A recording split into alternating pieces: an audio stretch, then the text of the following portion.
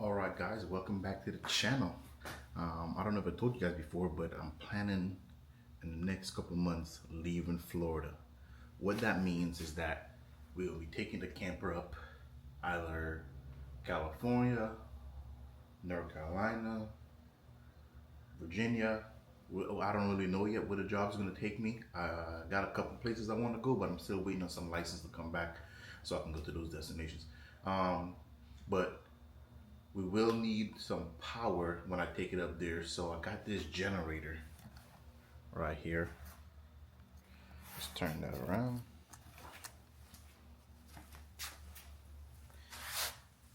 Right here. This Predator 5000. The reason why I went with this one is because of the dual fuel that this one have. Right there, it can work off of gas and propane. I'm planning on primarily using this off of propane, just because sometimes gas will tend to draw water. I don't want to have to deal with all that water in the system. I know you can get marine gas and whatnot, and I will be storing this like in the back of the truck sometimes, and I don't want that to be sloshed around and whatnot. Another thing was that this had a key fob start. I'm not gonna lie guys, that's probably one of the biggest reasons why I got this, is because of that key fob. So let's do the unboxing. There's a couple different ways of opening this box. The easiest way that I've seen people doing it is not just cutting the top, they cut the bottom off the box. So I'm gonna try to do that way, so I can just pull the box up. Because this system is it's kind of heavy. I couldn't find my box cutter. This was the only thing I had. I think I had this from the military or something. Voila.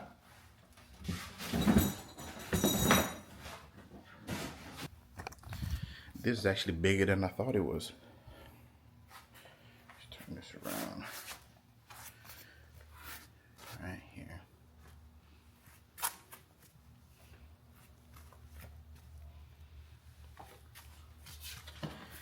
Have a pull start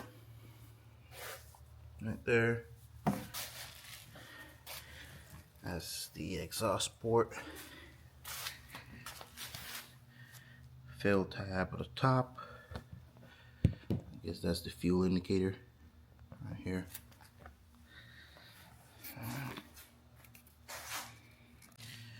Just like anything that you'll buy, it will come with a owner's manual. This actually comes with some different gaskets and screws for different altitudes. I will be keeping that, and then I'm just going to refer to this real quick, and then we're going to get into the setup, okay?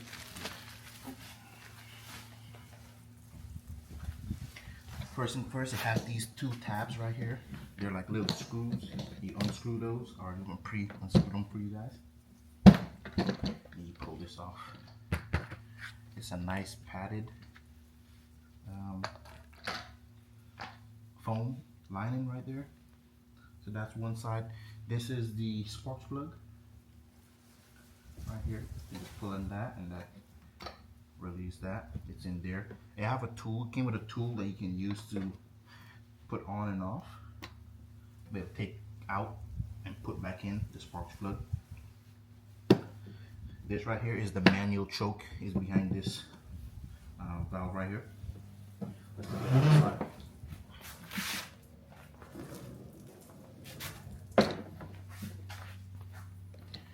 Alright, so on this side, you're going to find the oil fill area, which is down in here. I actually have a nice little tray that you can pop out right here, inside here. It's a nice little tray in here that drains the oil outside of the system when it's time to do the oil change. So let's put some oil in it.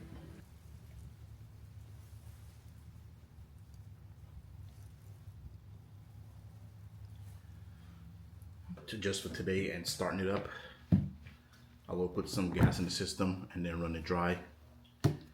And then it asks for 10W30. I think if you're going to be up in like colder areas, 5W30. It's about half a quart that is going to ask you. I think it's like 0.6 something, but we'll get into that. In the box, it does come with a fill nozzle. Put that right in there. The lid of the fill for the oil is also a measuring stick or dipstick. I'm using this one. I have no preference of brands. It's kind of new to me, so this is what I was recommended when I went to the other parts store. Right there, so it's nice and slow. It is going to take roughly about half of this bottle. So 1 pint. But I'm not going to put half first. I'm just going to put a little bit. Measure it. Let that drain in there a little bit.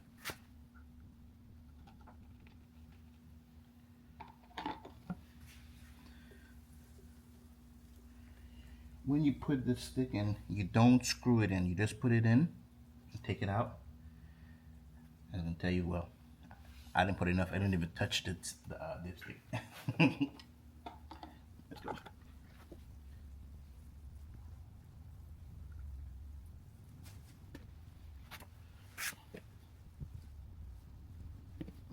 Almost there.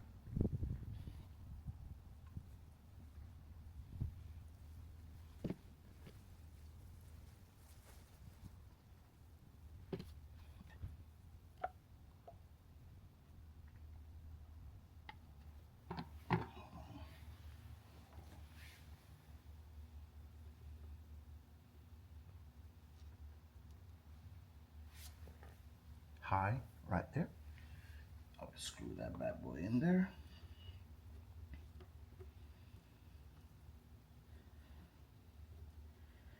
Alright, I made a bit of a mess. I'm gonna clean it up and be right back. We're not done in here yet. There's also one more thing we have to do before we close this up. It's connect the battery terminals, which are these two little things right here, two wires in the corner.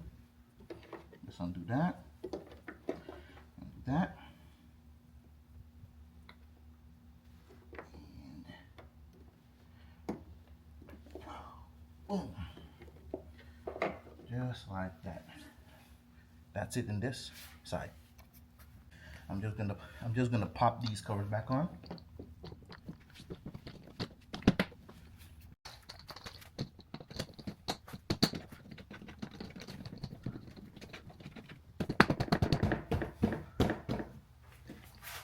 Alright, let's get the gas. I'm just gonna put a little bit just to get it started because I'm not gonna be running mostly on gas, okay?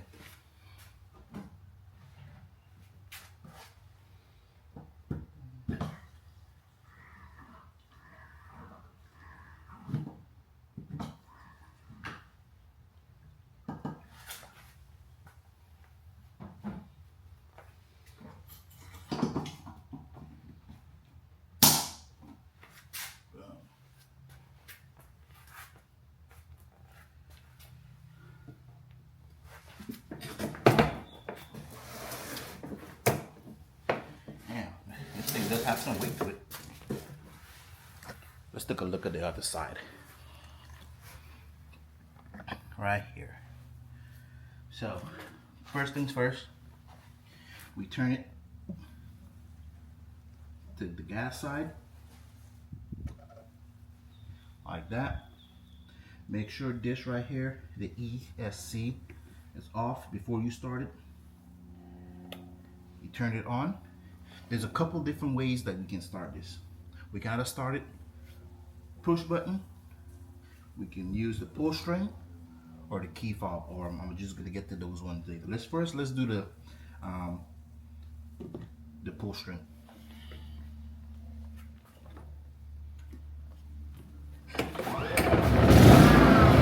Starts right up.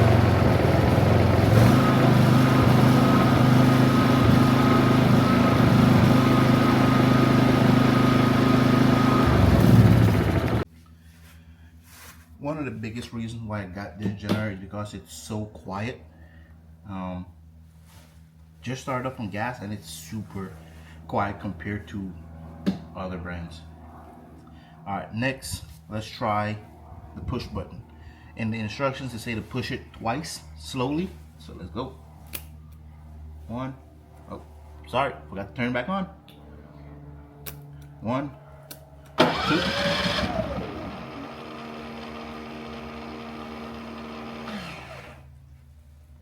Well, let's try it again.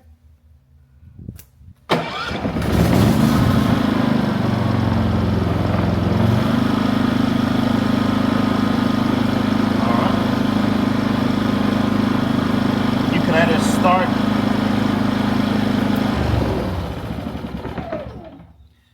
You can either start, I don't know if you can hear me over the noise. You can either start and stop the machine right here, or use the on and off switch right here. Next, let's try the key fob, one of the main reasons why I bought it. This is the key fob right here. Just like the push button, press twice, but slowly. Let's go. One. I guess it lights it up, gets the system started already. Two. Oh, a little bit too slow. Just like that. There's also an off button right here. Let's see how well that works. That's awesome. So there's no more getting out of the camper, or no getting out of the camper at all when I want to turn this system off. All right, let's put some load in and see how well it does. So I can't currently find anything to plug into this. All my stuff out there are like chargers. Let me see if I can get the blender from inside the house. Oh, you know what? Nope, can't even use that. Plus we just ran out of coffee.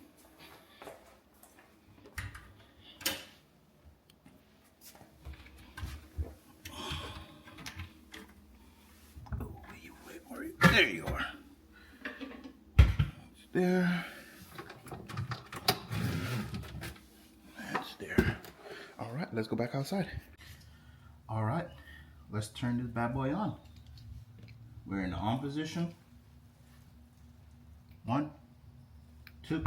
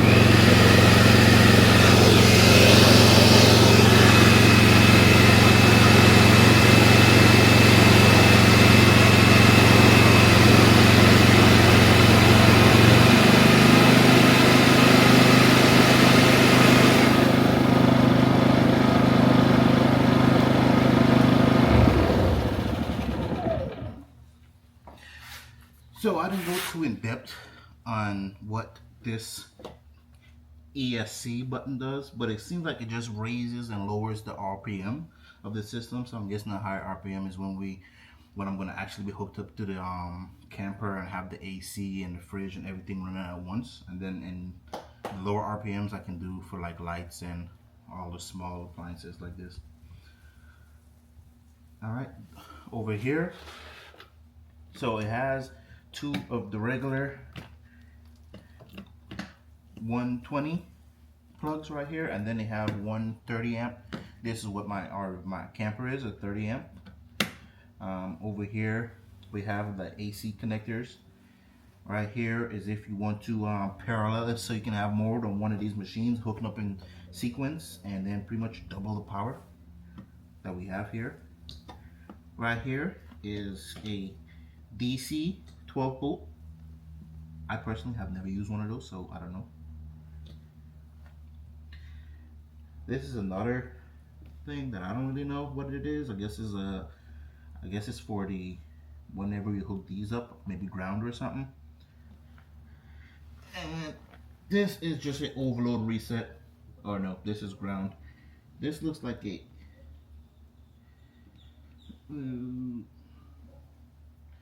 so another ground plug right here. Looks like this is where you would attach your tube for your propane. In the box comes with this propane attachment.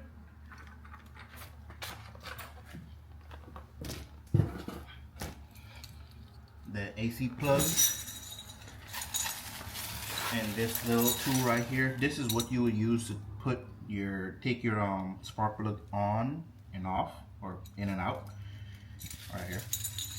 Just go like that, and there, turn it out, turn the other way. Nice little tool. Don't want to lose this.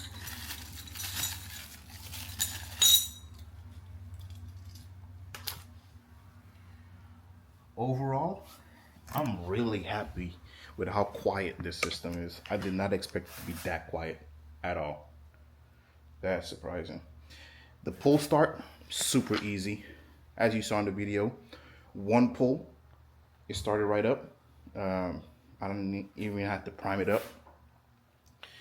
And I did oofed on the push start, but now I think I got it. All right. Thanks for watching.